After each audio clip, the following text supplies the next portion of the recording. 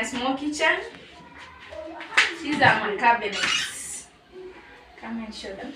This is my cabinet. These are my first cabinet, my second one, and my third ones are the biggest.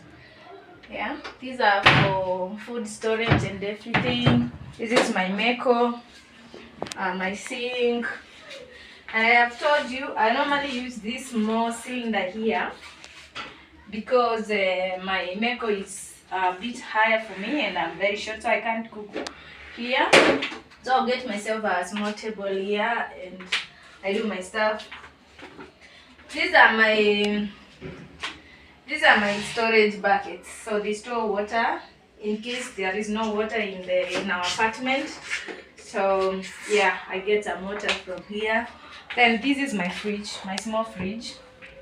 This is my small fridge, but I like it. It is a nice one. And this is my second cylinder.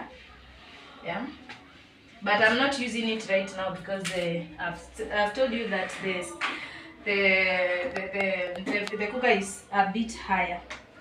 And this is part 2 of my kitchen. See you later.